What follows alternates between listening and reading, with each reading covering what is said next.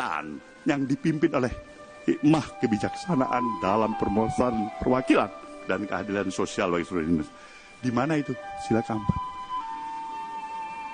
Ketika kita berkompetisi semuanya wani piro. Tapi praktek yang saya tahu, money is power. Bukan akhlak, bukan kepribadian, bukan attitude, bukan juga ilmu pengetahuan. Above all, money is power. Artinya sebenarnya kita ini malu-malu kucing untuk mendeklarasikan Indonesia hari ini adalah negara kapitalis yang liberal. Itulah Indonesia hari ini. Tidak ada pengamat, peneliti, lembaga ilmiah. Kenapa nggak diproklamirkan? You tahu nggak bangsa kita ini bangsa kapitalis hari ini? You tahu nggak bangsa kita ini bangsa yang super liberal hari ini? Ngomong Pancasila, di mana itu Pancasila?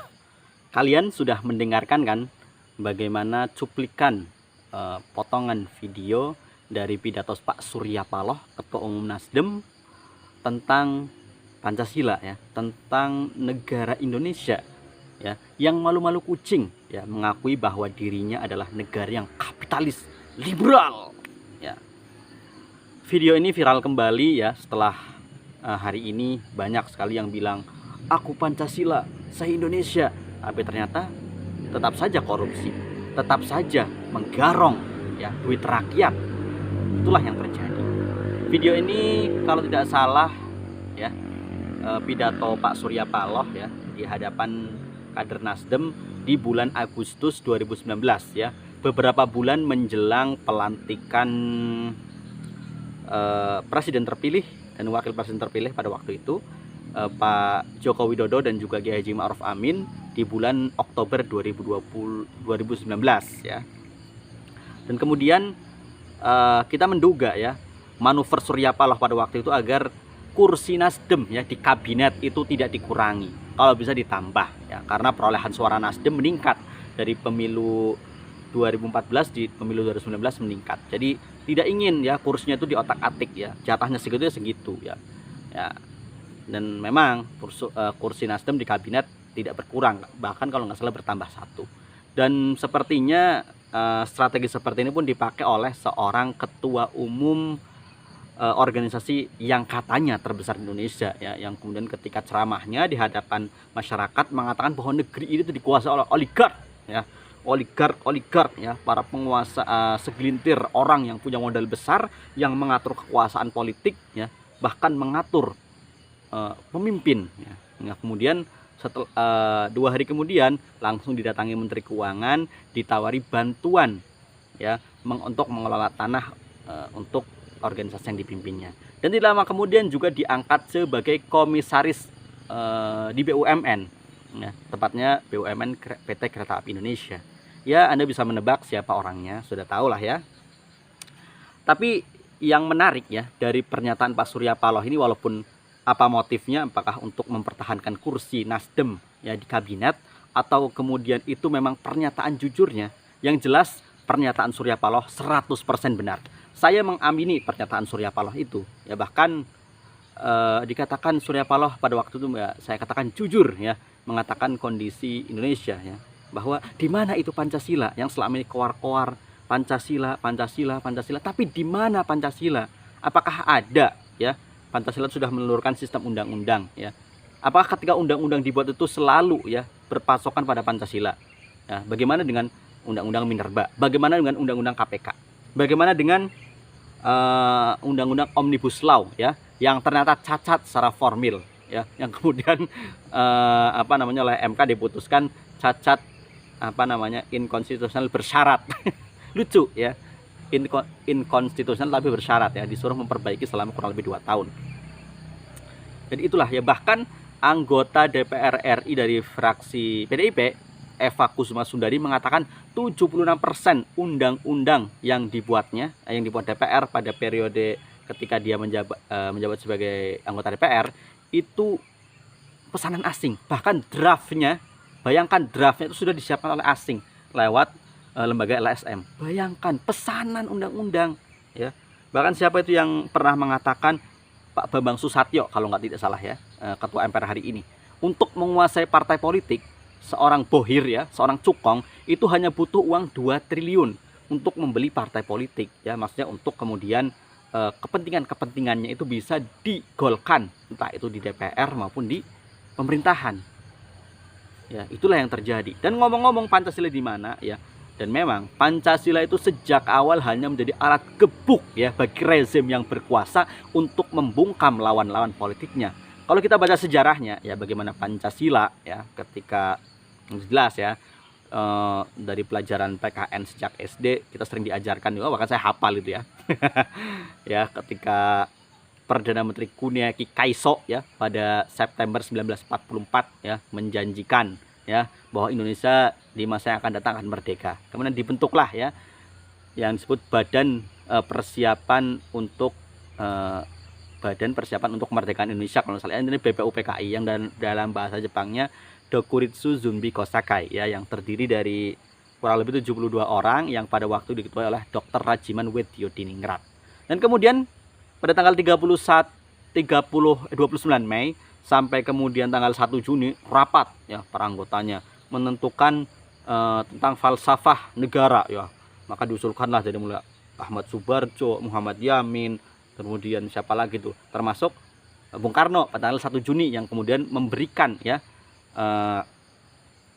idenya itu dengan nama Pancasila, yang sebenarnya ada ketuhanan yang versi Bung Karno itu memang di nomor 5 ya, ada internasionalisme, demokrasi dan lain sebagainya, yang sosialisme dan lain sebagainya.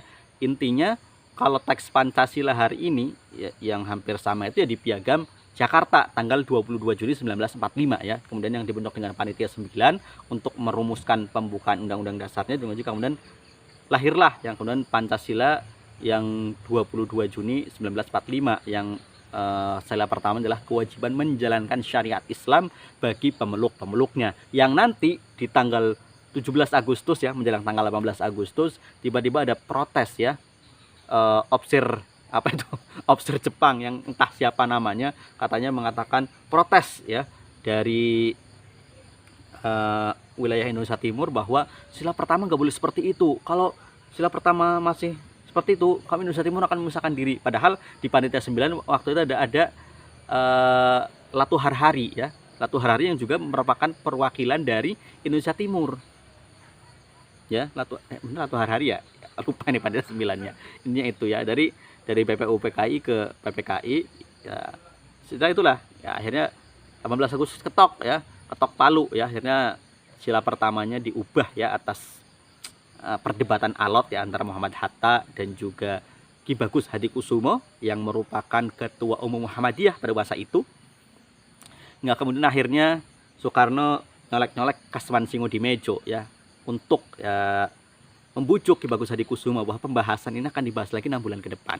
Tapi faktanya ya akhirnya Ki Bagus Hadikusumo menerima, diubahlah itu. Ternyata setelah waktu 6 bulan Belanda balik lagi kan, agresi militer 1, 2, kemudian ada perjanjian Ranville, perjanjian Linggarjat dan lain sebagainya. Akhirnya baru-baru kemudian perdebatan mengenai dasar negara ya itu dibahas kembali di sidang konstituante ya, hasil pemilu 1955, dan Ki Bagus Hadikusumo sudah wafat di tahun 1953 ya. Jelas perdebatan dari tahun 1956 sampai 1959 mentok ya, stuck ya, karena antara suara yang menginginkan syariat Islam dari golongan Islam terdiri dari Masyumi, kemudian ada NU, ada Syarikat Islam dan partai-partai Islam yang kecil, melawan gabungan PNI dan juga PKI ya, dan beberapa partai lainnya. Akhirnya stuck ya, karena nggak ada suara yang mayoritas. Jadi keluarlah dekret Presiden 5 Juli 1959 yang akhirnya membubarkan Dewan Konstituante, kemudian mengembalikan Pancasila dan UUD berdasarkan 1945 UUD 1945 ya, tidak menggunakan UUD 1950 ya. Ya itu kalau dibaca sejarahnya seperti itulah ya. Intinya kalau kita lihat ya, Pancasila pun nggak ada ya, karena pada masa Orde Lama ya di bawah pemerintahan Bung Karno itu lebih condong ke sosialis ya. Bahkan Bung Karno membentuk aliran sosialisme sendiri dengan nama Marhainisme ya, sosialisme ala Indonesia, yang kemudian ya memang kedekatan beliau dengan orang-orang kiri itu begitu dekat, bagaimana dengan Dan Aidit, kemudian Nikita Khrushchev, dengan Fidel Castro ya yang merupakan teman sejawatnya. Ya ini menunjukkan bahwa Bung Karno itu memang sosialis ya, bahkan kemudian dalam pidato-pidatonya ketika memuji PKI pada waktu itu menjelang G30 SPKI ya mengatakan bahwa jayalah PKI ya. Wah, intinya siapapun yang Pancasila harus kiri dan lain sebagainya. Jelas ya di masa Orde Lama itu ya sosialis komunis ya lebih dekatnya. Kemudian kekuasaan Bung Karno lengser ya setelah adanya tuntutan rakyat Tritura di tahun 1966 ya, setelah peristiwa PKI dan kemudian ada peristiwa Super Semar dan lain sebagainya, muncullah era Orde Baru ya, Pak Soeharto ya, yang kemudian lagi-lagi hanya menjadikan Pancasila sebagai alat gebuk bagi lawan-lawan politiknya. Kita lihat bagaimana kemudian Soeharto pada waktu itu di tahun 70 sampai 80, di tahun awal 80-an kalau nggak salah ya, ingin ya semua organisasi-organisasi di Indonesia itu asasnya satu, asas tunggal yakni Pancasila. Wah, ribut pada waktu itu kan posisinya. Dan jelas ya, akhirnya baik NU maupun Muhammadiyah pun akhirnya mau menerima ya, karena bagaimanapun kalau nggak itu ya diberangus ya, karena memang otoriter sekali ya.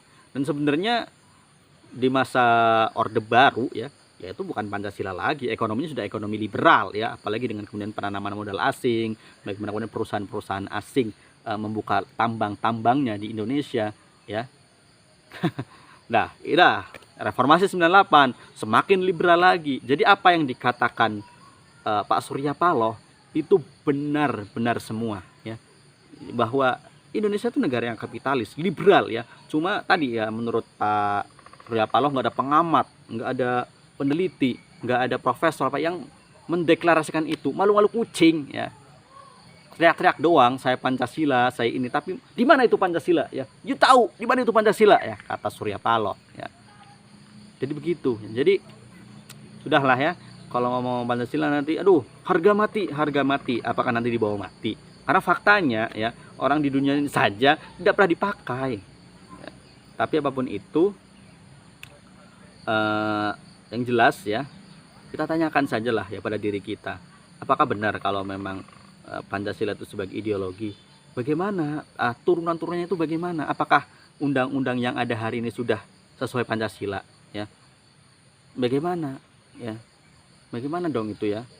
Kok bisa-bisanya ya kemudian membebani rakyat dengan pajak yang begitu menumpuk, kemudian memberikan ya tambang-tambang pengelolaannya kepada asing. Kenapa tidak dikelola sendiri ya, sesuai dengan pasal 33 Undang-Undang Dasar 1945 ya, bahwa bumi, air dan segala kekayaan yang terkandung di bumi Indonesia itu harusnya dikuasai negara dan digunakan untuk kemakmuran rakyat ya. Tapi kenapa pengelolaannya diserahkan kepada asing? Kenapa? Ya jelas dong itu dari itu tidak sesuai dengan Pancasila. Ayo, itu yang kita tanyakan ya.